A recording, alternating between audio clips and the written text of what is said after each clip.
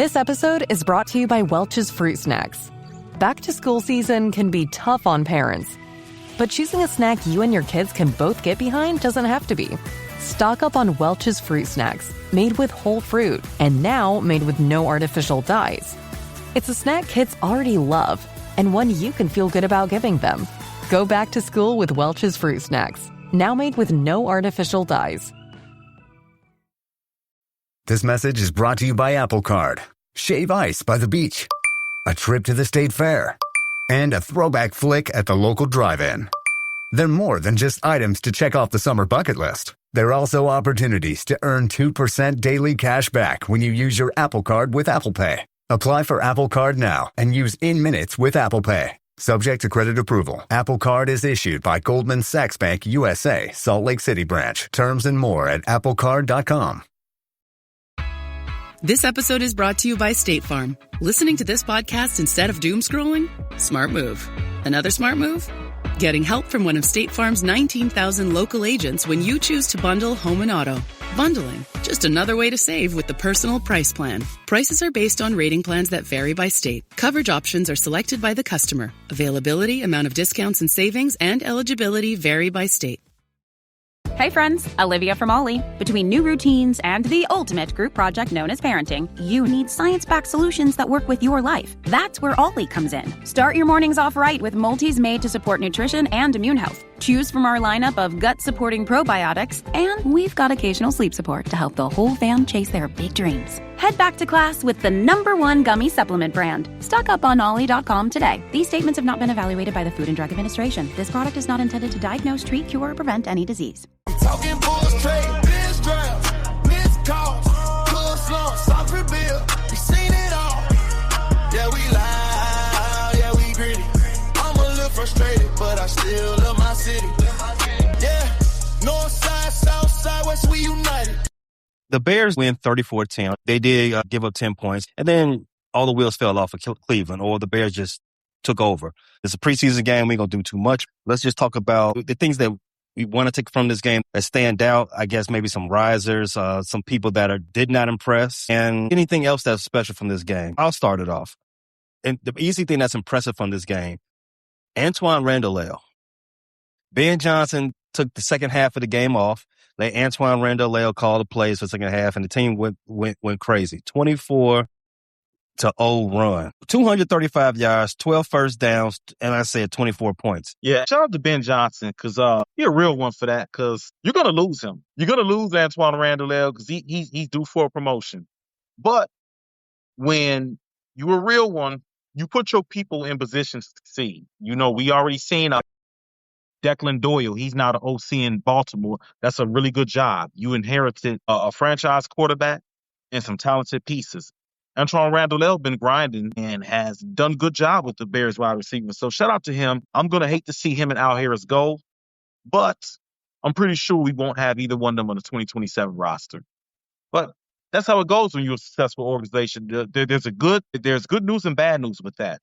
If Al Harris and Antoine Randall are gone, that means you probably had a really good season. Bad news, you got to replace them. But when you're a good organization, you can replace coaches like that.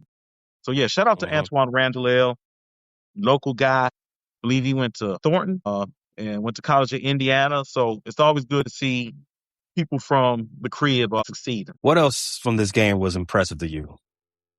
I got to see some of the rookie class. And still early, but I'm confident this is going to be another good rookie class. Jordan Vandenberg was there early. He was being disruptive. Of course, he took some lumps. You know, he's a rookie. He experienced some double teams, and, you know, those double teams are hard to beat in the interior. We saw Jordan Vandenberg make an impact.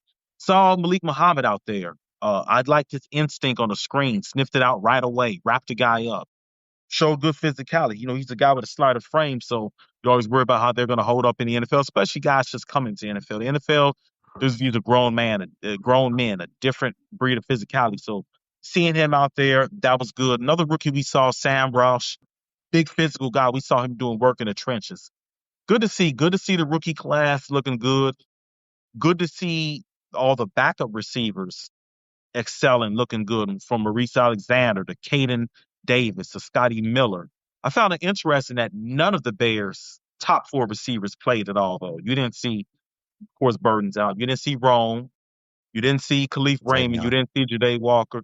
Kind of tells me those guys are going to have big roles this year if you didn't see any of them. But it was good seeing the offensive line. I saw Logan Jones on the long Amon Salvit touchdown get out there and get some key blocks. So it was good to see him. DeMarco Jackson played well. Ruben Hippolyte, even though I think he got hurt again, didn't he? Him and Noah Sewell Yes, both he got did. hurt. Saw Hippolyte make a couple plays towards the end of the game. That Noah Sewell, that's tough. He got another concussion. I just don't see how that guy makes the roster. But all in all, Right. I thought the quarterbacks did a good job. Actually, Roshan Johnson showed me something, but I don't know if he can hold off Salvin Ahmed. But all in all, yeah, pretty good, well-oiled machine. I didn't like us giving up 10 points to the Browns early on, but I got to realize we didn't have Jalen Johnson sat out. Grady Jarrett didn't play. Montez Sweat didn't play. No TJ Edwards, obviously no Kobe Bryant. And a lot of the guys that did start came off the field after the first series. So I'm going to give them a little credit and leeway because it was a 3-and-out, I believe, on the Browns' first series when we had the majority of starters there. So I'm going to give them a little bit of credit because the touchdown came with a lot of the backups in.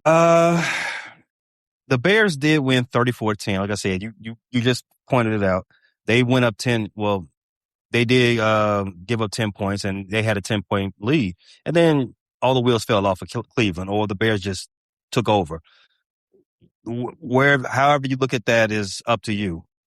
But does that say more about how the Bears have I don't want to use the word elite roster, but does it say more about how the Bears are positioned going in 2026, or does it say more about the Cleveland Browns and how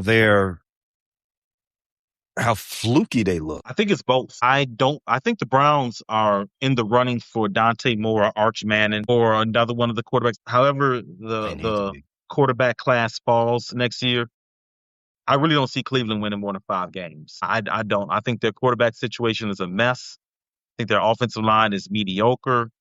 I think their talent on defense is spread a little thin. Obviously, when you lose a guy like Myles Garrett, that takes a big hit to your defensive. I think this is a team that will struggle to win 4 games. Just being honest, I don't think they have a lot of depth. I think they have a very good draft class last year. I like the draft class this year, but the roster is pretty mid. I think there's some talent at receiver, but the roster isn't good. So I think that speaks a lot about the Browns' depth. They did play a lot of their starters, and even going up against the Bears' backups, it looks pretty even. As for the Bears, what it says about the Bears, I don't think it says a lot. I think we know the Bears as a baseline are a competitive NFL team. We know they're a decent NFL team. We also didn't see Caleb Williams or we didn't see a starting receiver. We didn't even see the backup receivers. We didn't see a starting running back. We didn't even see the backup running back. We didn't see any of the starting offensive line. So I think it's just... Well, the left tackle. We'll come back to that in a second. We don't know who the left tackle is. Right. I'm going to assume that it's going to be Braxton Jones. Yeah, it could be Amagachi. And how did Amagachi fare to you? Then take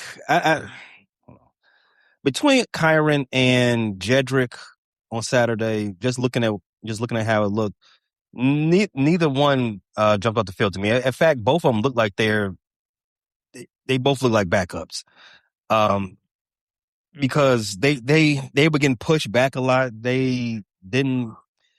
I saw some pressures coming through that left side. I was watching that. I was watching Logan Jones. I was clicking into those 2 positions in particular across the line, but nothing about Kyron or Jedrick's game looked dominant to me. And I don't know if you remember last year, the first preseason game when we was all hyped up to see Caleb Williams, Ben Johnson, and we still had this left tackle battle.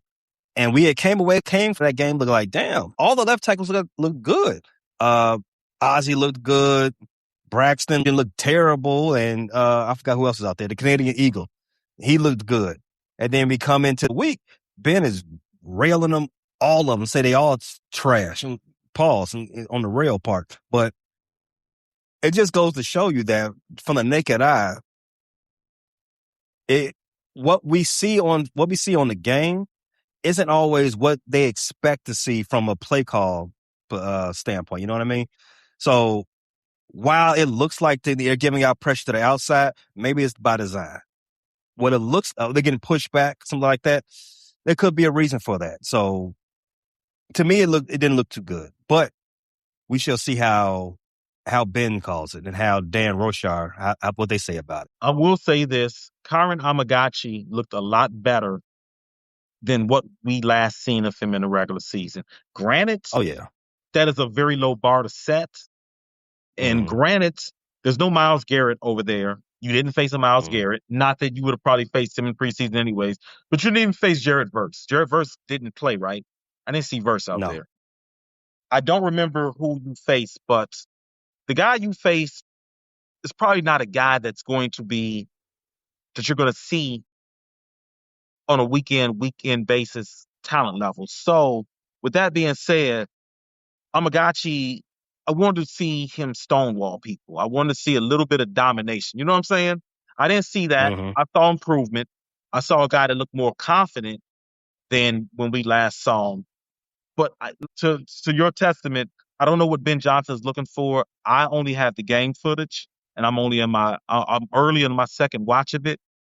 But I didn't, like you said, I didn't see anything that would have separated them from each other, or much less anything that would have showed that they're gaining on Braxton Jones. So, in conclusion, I actually thought Theo Benedict did a pretty decent job, though. The what do they call him? The Canadian Eagle. I thought he did a good job. I thought Logan Jones did a good job. Oh, wow. Just a few minutes ago, the Bears activated Ozzy Trapillo off the PUP list. He is now eligible to practice with the training camp. While we were filming this podcast, he has just been activated off the PUP list. I'm astonished. That's crazy. 7 months after rupturing a patella tendon, if he's ready to go, that man has Wolverine DNA in him. Not the animal, the Marvel superhero, anti-hero, whatever. 7 months? That is crazy. Over under 6 weeks before Ozzy Trapillo was back starting a left tackle. If he's activated from the PUP list, either Jedrick Wills or Kyron Amagachi are going home. I'm going to say Amagachi because he's a draft pick, but it's hard to tell. Like, I don't think they're very happy with them. In your lower body, you're not doing a lot of deep squatting, stuff that's important to NFL football players. And Braxton are more on a level playing field if Ozzy still needs to build up some strength in his lower body. So which you did say over under 6.5 weeks. This episode is brought to you by Welch's Fruit Snacks. Back to school season can be tough on parents, but choosing a snack you and your kids can both get behind doesn't have to be. Stock up on Welch's Fruit Snacks, made with whole fruit and now made with no artificial dyes. It's a snack kids already love and one you can feel good about giving them. Go back to school with Welch's Fruit Snacks, now made with no artificial dyes. This message is brought to you by Apple Card. Shave ice by the beach. A trip to the state fair. And a throwback flick at the local drive-in. They're more than just items to check off the summer bucket list. They're also opportunities to earn 2% daily cash back when you use your Apple Card with Apple Pay. Apply for Apple Card now and use in-minutes with Apple Pay. Subject to credit approval. Apple Card is issued by Goldman Sachs Bank USA, Salt Lake City branch. Terms and more at applecard.com. Braxton, I don't know, man. It could still end up being on the same timeline. I'm just put that out there. But speaking of Braxton, before we move on to something else, Braxton is expected to be back at practice this week.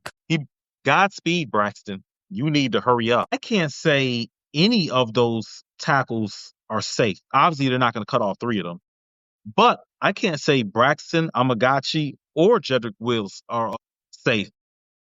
They're all essentially on 1-year deals. I mean, Kyron is in year 3, right? So he's got 2 years left on that contract. Braxton is on a 1-year deal. The guy that loses is not making this team. Yeah. And when I say loser, I mean third string. Not making this team. Because I think the Bears like Theo Benedict. And I think Theo I think a great asset for Theo is he could play the right side. Kyron too. They've got some versatility with Kyron. So I don't know if Kyron can play the left side or the right side. Just because he's lined up at left and right tackle, I don't know if he can play them. I know he's cross trained. I've seen Theo Benedict live in regular season games. I know he can play the right side. I know he's at least adequate backup. I can't say that about Kyron yet because in the regular season that was a huge mess. and Kyron's bigger than Jedrick Wills. So Kyron if is a they big do boy. yeah, he's huge. I mean, No physically, dig. he has all the tools that you want out of a tackle. Kyron is 6'5.5", 6'6", a mountain of a man, 320, 325. He moves well. Jedrick's a big guy, too. The only guy who's kind of small is Braxton, but Braxton moves well. But despite all that size, it's not lining up for Kyron yet. Well, we're going to keep an eye on this one. That is a shock. Isaac Trapillo activated from the PUP list. Q, you were saying there's another position that came to light in this game. Where are you looking at? The running back room. The fight for that third running back. What's his name? Salman Ahmed? Davion Ahmed. He's got experience. He's been in he's been with the Dolphins, he's been with the 49ers. And what I think about that experience is I think the reason why he was brought here is because he fits what Ben likes. He's a guy that comes from, the 49ers and Dolphins have operated from that stretch, running those stretch runs. He's perfect for this. He's got some shiftiness, not great straight line speed, but he's got cutback ability, and that was on full display on that long touchdown reception, that screen pass. He showed everything why he was brought here. That is exactly what Ben values. Open field creativity. That's something that we haven't seen out of Roschon. I thought Roschon actually ran the ball. We haven't seen anything out of Roschon. But the big pillow on his helmet. I thought Roschon ran pretty well. He had the best day on the ground from a running back. But Solomon, that was exactly what you want to see out of your third back. Open field creativity. I mean, once he got in the open field, he punched it too. Like he made a couple guys miss, cut back, solve a lane, score. Ben Johnson said one thing that stuck out to me in the offseason, which kind of shows where his head is at, which I think maybe Solomon might have went or pulled ahead. When they asked him about the 70%, remember he made the comment about 70%, that's where he wanted Caleb Williams, and the reporter asked him about efficiency. And Johnson kind of bristled. We want big plays. We want to hurt the defense. We want to attack. That's exactly what they want, big plays. That was Press Taylor who said that. I'm sorry, Press Taylor. Press Taylor said that. But you could tell in the Ben Johnson offense what they prioritize. They prioritize big plays. The Bears want to gas you. They want to gas you, and then they want to grind you. Gas and grind. Bump and grind, like R. Kelly says. No, let's not shout out. Let's not shout him out. Shout out basement parties in the 90s. Just shout out basement them parties in the 90s. They want to grind. They want to grind you at the end of the game. So I think that running back room is getting interesting. And we saw a touchdown from Coleman Bennett. He's a guy I've had my eyes on because he's a rookie, and I've heard good things about him in camp. And we know one thing about rookie running backs, especially if you play fantasy. One will pop up out of nowhere and become very valuable. Keep your eyes on him. And we know DeAndre Swift, yes, he had a relatively healthy year last year, but we know he struggled with injuries in his career. We know Kyle Monungai came into camp injured. You never know when your third and fourth running back might get thrust into game time action. So those top four running backs are going to be important. And I hate to say this, but we kind of know what Roschon is at this point, right? Often injured. I'd rather look towards the upside and the big playability. I mean, but there is that, but you don't want to have too much of the same thing in your backfield. I know that is Kyra Amaganji does kind of replace Roschon as somebody who can get in between the tackles and get into the A gap and be a sledgehammer, so to speak. But, I would just But throw if your that out. sledgehammer is constantly in the shed and needing repair, how good is your sledgehammer? Not very good. Not very useful at all. And to be honest with you, I don't know what happened after Rashawn's first couple injuries, but he hasn't been that sledgehammer that we saw him the rookie year where he kind of ran a little more reckless. I think getting his bell rung a couple times made him put the pillow on his head. He doesn't run the same way he did rookie year. I thought this was going to be our David Montgomery type. I don't know. Mhm.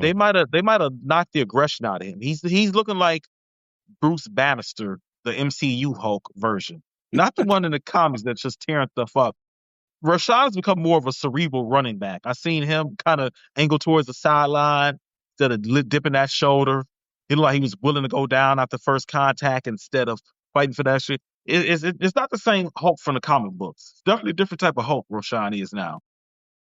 He might be Professor Roshan now. He's wearing an Uh, inhibitor. that reminds me of a highlight I saw from this same preseason weekend in Carolina. Carolina versus Buffalo. Good old buddy DJ Moore. You said Roshan Johnson is running on the sideline and just stepping out of bounds. DJ Moore had caught a screen pass, or it was a drag or whatever, and he had Yeah. the whole side of the field to himself. And usually wide receivers they'll run as much as they can and then run out of bounds, especially during preseason. What is good old buddy DJ Moore do? DJ Come Moore get me. he never shies away from any contact. He ran back into the field. Got away from that sideline, and as you said, come hit me, and with head up with somebody, head up with a DB, and he won And that battle. the DB got him. Spilled him. That DB never hesitated and spilled him. DB won, DJ Moore none, because you didn't get after you called that DB out, he answered the call and gave you everything you wanted. He put DJ ended up on his helmet, but it's okay. Feet up. DJ ended up with his feet up like a thought on Friday night full of cut water. But that's the type of aggression you want to see from your running back, though. You want to see somebody search out a hit. Yeah, punish somebody. DeAndre Swift did that. Shout out to Harry, because Harry predicted that DeAndre Swift would be a more aggressive runner last year. We saw much more physical DeAndre Swift last year. Shout out Coach Eric Bieniemy too, and I wish him well in all of his endeavors. Let's hope that guy can finally get that head coaching job. Let's hope his wife makes a speedy recovery too. They are dealing with some crazy. Don't think she's going to recover from that one. Thoughts and prayers to the Thoughts and prayers. family. Not thoughts. Another thing. Thoughts and prayers.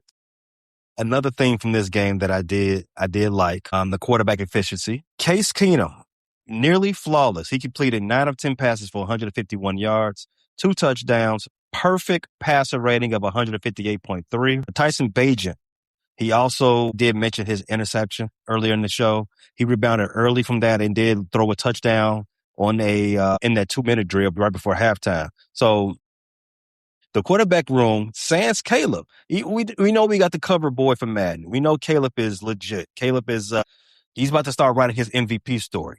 But his backups look pretty good against Cleveland. I mean, Cleveland don't have a terrible defense now, Q. Let me ask you a question. Would you rather have Tyson Bagent and Case Keenum or Deshaun Watson and Shedeur Sanders? It's too close. It's way too close to Black History Month for you to be asking me this question. The fact that you had to think about that, thoughts and prayers of Cleveland, because there's going to be a lot of losses. Sorry for your losses in advance, Cleveland, because they're going to happen weekly. And if they're going to happen like this, 24-point routes, that's not going to be a very good season for you guys. But, I mean, in my opinion, that's a good season for Cleveland. Cleveland needs to lose as many games as possible. They definitely do. And the route to do that starts with job for that. They've got the right guys. They got the right guys for losing. Last year around this time, we were entertaining. Well, not us, but a lot of Bears Nation was entertaining. Should Tyson Bagent be QB1? I think those questions have been answered. While the Bears quarterbacks did put up a lot of points, Tyson was late on a couple throws. He was slow on a couple decisions. The accuracy was early. Like you said, he rebounded. Ben Johnson said earlier that was absolutely one of the 32 best quarterbacks in the league. Do you believe that? Yeah, because we just talked about two in Cleveland that are not better than him. That's easy. He's at least 32 because they ain't got shit in Cleveland. Is Tyson better than Case Keenum? You would hope so. For one, at Case Keenum's age and Tyson's age, two, Tyson's. Well, Case was on the roster too last year, so they both Case got. last year. They both been in the office the same amount of time. But Tyson has worked with the ones more than Case has, so you would expect that his progression has moved him a little bit past Case. But as Case Keenum is a very traveled, very well respected vet quarterback, so I mean, it's not a terrible question, Q. I mean, should we be discussing who should win quarterback two?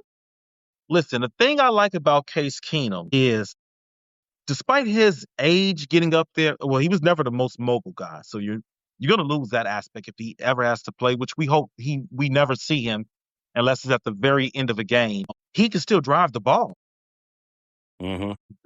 I thought there was more zip on his pass. That's one of the things that we've always lamented about Tyson Bagent, the arm strength. I felt like Case Keenum's arm is stronger than Tyson. It's got more zip on it.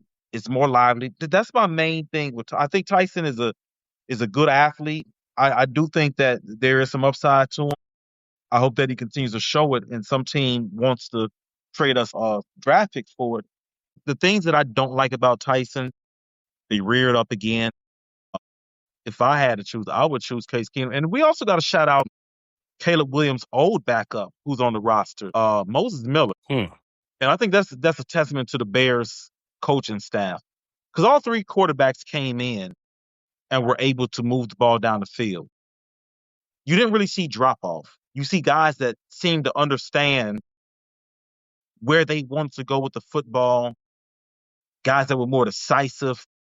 They just had a more grasp of the offense. And on the Cleveland side, you saw Dylan Gabriel and Shedeur just throw awful picks. Mm-hmm. Awful picks. And I thought Deshaun, he played better in the ensuing drives in the second quarter, especially, and later in the first. But he just seemed to be, you weren't going up against a lot of the Bear starters. It just didn't seem. This episode is brought to you by Welch's Fruit Snacks. Back to school season can be tough on parents, but choosing a snack you and your kids can both get behind doesn't have to be. Stock up on Welch's Fruit Snacks, made with whole fruit and now made with no artificial dyes. It's a snack kids already love and one you can feel good about giving them. Go back to school with Welch's Fruit Snacks, now made with no artificial dyes. This message is brought to you by Apple Card. Shave ice by the beach. A trip to the state fair. And a throwback flick at the local drive-in. They're more than just items to check off the summer bucket list. They're also opportunities to earn 2% daily cash back when you use your Apple Card with Apple Pay. Apply for Apple Card now and use in-minutes with Apple Pay. Subject to credit approval. Apple Card is issued by Goldman Sachs Bank USA, Salt Lake City branch. Terms and more at applecard.com. What is the word I'm looking for? Not just efficient, but it didn't seem like very much in control, very much in command. You know what I'm saying? All the Cleveland quarterbacks took what I thought was unnecessary sacks. Cleveland's quarterbacks were just a little bit off. They didn't understand their protection. And that's another thing I think Ben Johnson has done well with this Bears offense. You saw Caleb Williams take a lot less sacks, but all the Bears quarterbacks seem to have a better grasp of the protection scheme and better timing. They definitely feel the pass. They definitely feel the press a lot better. Yeah, the timing and the rhythm, just much better on the Bears side. And I thought I saw that from all three quarters. We didn't get to see Miller a lot. Mm-hmm. I watched him a little bit at USC before he transferred. I'm not going to talk too much about him because he's definitely not going to be on this roster unless something catastrophic happens. I don't know if he might make the practice squad. They're probably carrying Case Keenum on the active rosters. I don't think you could sneak Case Keenum on the practice squad. But, yeah, shout out to Antoine Randall. Continue to impress me. The quarterbacks, we got to remember this from preseason. It ain't necessarily, it's not a game. The wins and losses is not relevant. You want to win the film study. You want to win the day after after a preseason game. That's what you want to win. When you go into that film with your position group, you want to make sure you checked all the boxes. As a quarterback, as you said, are you recognizing coverage pre and post? Are you going to the hot when you're supposed to? Are you hitting the guy in stride or going through your progressions accordingly based on the play and based on what the coverage is? That's what you want to do. Noah Hippolyte, you talked about this during the game. Are you making good reads? Are you taking good angles? Are you getting caught in the wash on some of your plays? It's not necessarily the result of the play. It's definitely not the result of the game. It's what happens on film and to evaluate these type of preseason games. And just based on what we saw with the quarterbacks, we can be in a very happy place because it seems like, as you pointed out, that they understand what's expected of them from the playbook and they are in command of the offense. We hear about it all the time during the week, during training camp. They had a 2-minute drill. They kept running 2-minute drills. Tyson had his best performance during the 2-minute drill.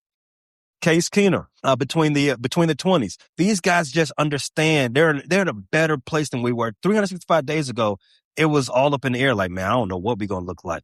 And now, you always say the second year is when you take that step forward. I agree with what Ben Johnson said in that Dan Pompey article on The Athletic. This offense could be, in fact, should be in a position to break some records. And that's one thing you should definitely take from this game. Even though we didn't even see the starters, because if this is what the backups look like, imagine where the starters are.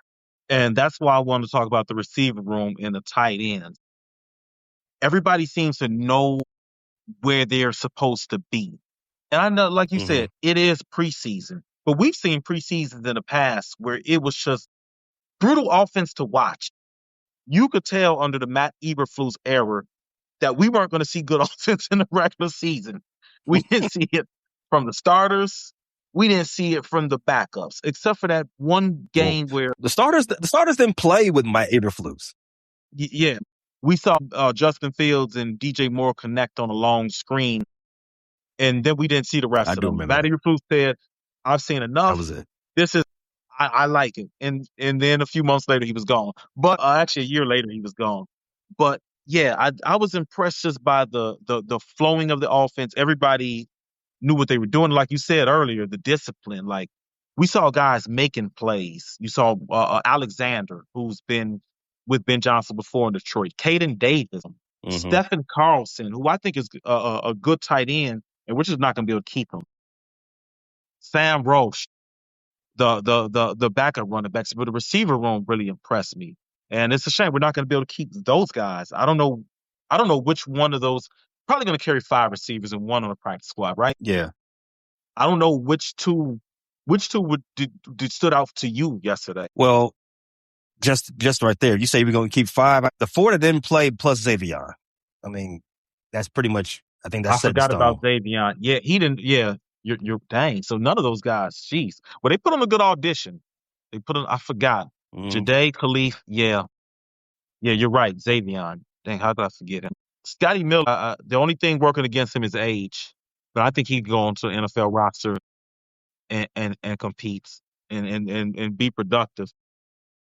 Yeah, out of those guys we saw, I think 1 or 2 of them might end up on a practice squad, and it'll probably be the only thing is none of those guys are really young. Well, I do want to couch this. Those 4 plus Xavier are going to be offensive players. You probably keep another 2 for special teams, and then another 1 practice squad. You got to remember, Ja'Day Walker does play special teams. Like he covered. He's on punt. I'm not sure how much special teams he's going to play this year. Just my opinion. Khalif Raymond, he will be.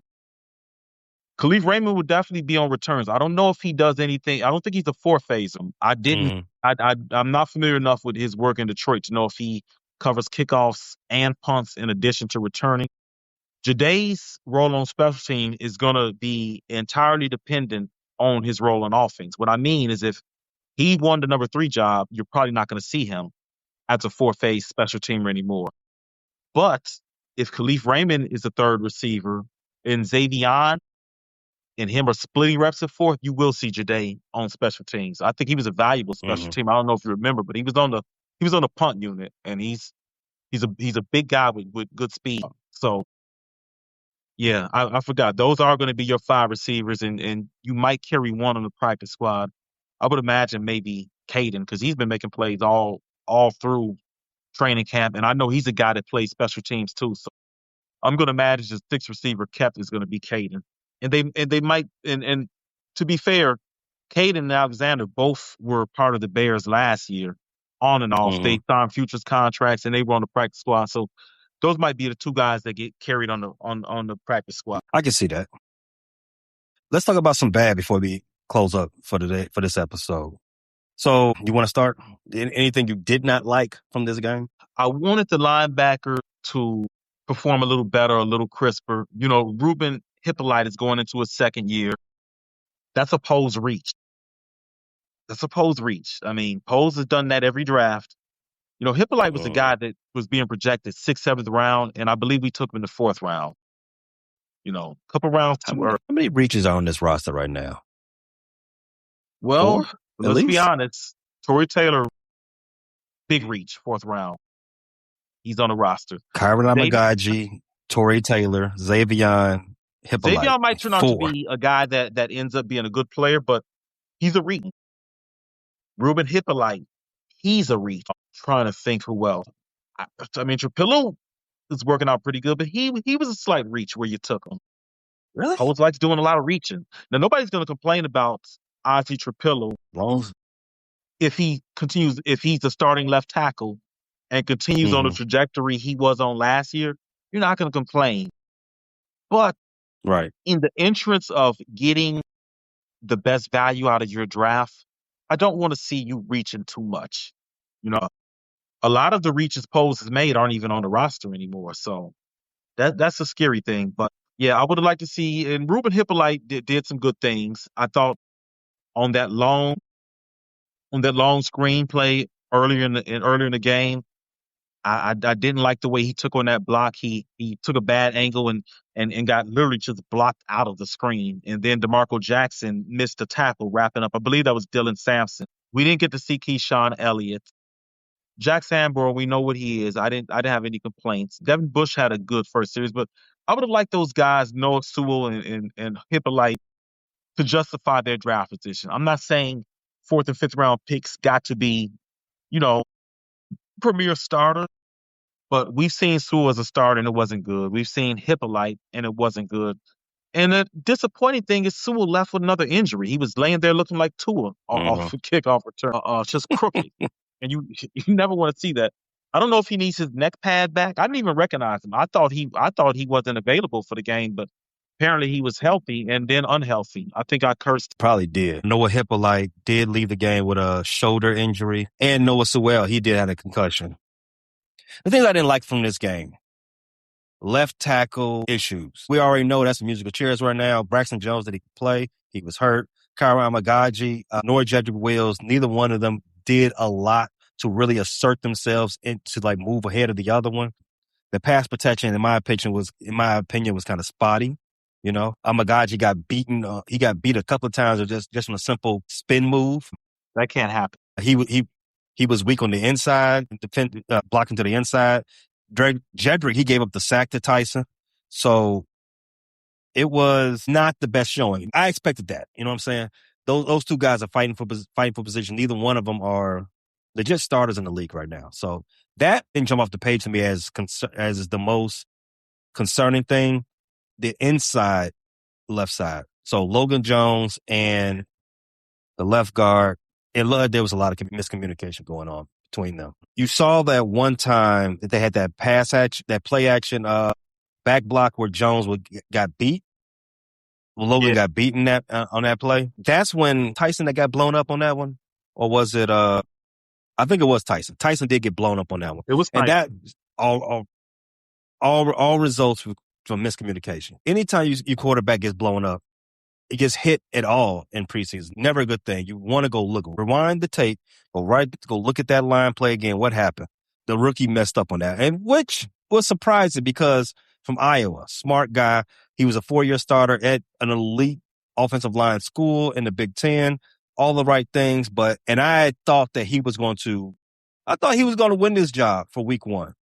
looked like Bradbury might have more of a hold on that job than I gave him credit for. So It's a big hole. It's not even a competition anymore. That competition is done, over with early. I don't want to say I'm concerned for Logan Jones. I don't want to say I'm disappointed, but it definitely hasn't been what I thought it was going to be. I thought Logan was more NFL ready, and he hasn't. I heard, in camp, him getting beat and Bradbury being way ahead of him. And unfortunately, the game confirmed what we've been hearing from training camp. Logan's just not ready. that is a little disheartening, but good thing they did. They did back themselves up. They got a veteran in Bradbury. Logan can learn the position as he gets better. That's a good thing. The last thing, the injuries also are never a good thing. You never want to see injuries in a preseason game. Tight end Nikola Kalinick, he had a knee injury. You saw him in a brace on the sideline. We talked about Sewell. Xavier Woods. Just got him. Damn. Injured his groin. Another soft tissue injury in the defensive secondary. And why is that even more important? We already know all the injuries you got in that secondary already, right?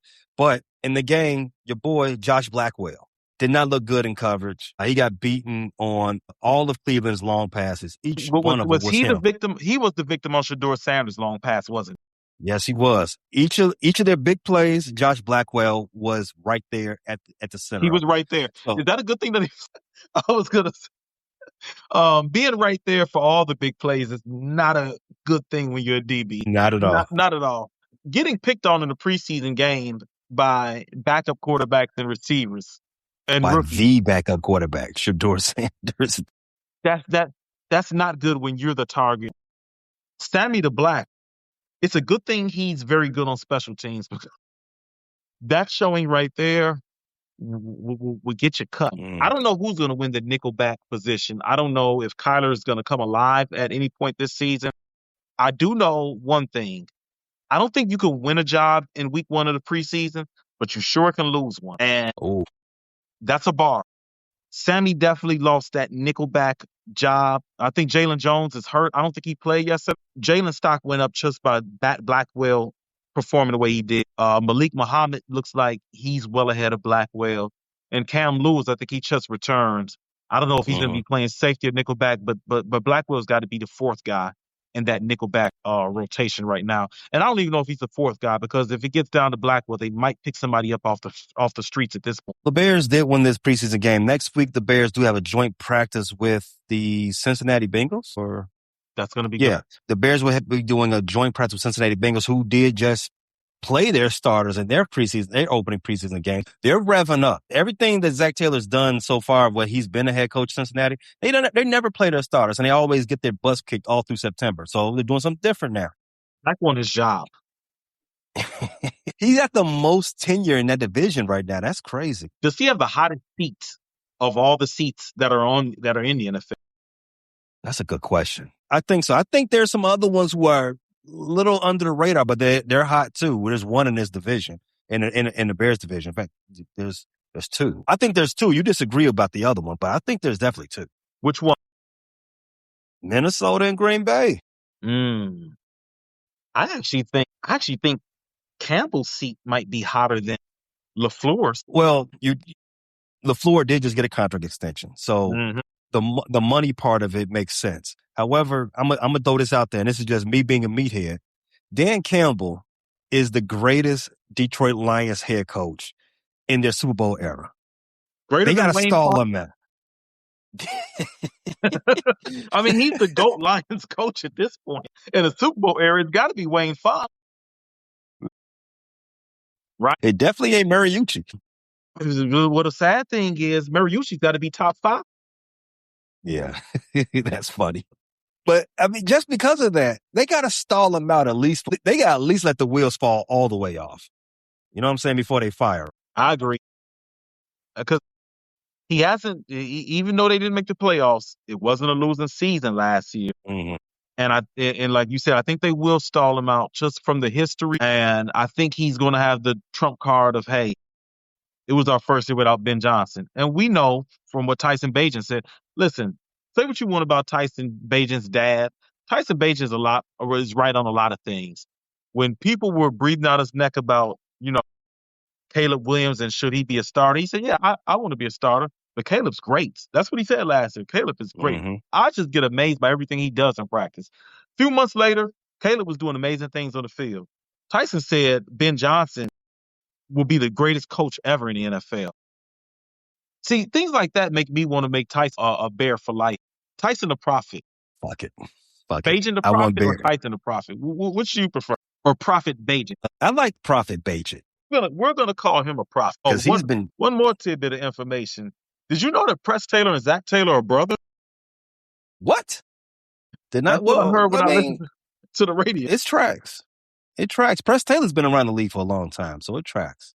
That's news to me. Okay, see, I gotta stop just assuming shit. Like I said, the Bears do have that joint practice with the Bengals this week, and that's going to be very good, especially for get these valuable reps. The Bengals have already played. Their starters already played this preseason. They're already building up their calories. Yeah, they're lathered. They've already been fighting this preseason. They had their training camp fight before we did. The Bears got to approach this with the most, I don't want to say I don't want to say wear your game face into a practice because that's stupid, but they got to approach it as if it is a dress rehearsal. And I just know, based on everything we've seen out of this coaching staff, Ben Johnson will have his team ready to go.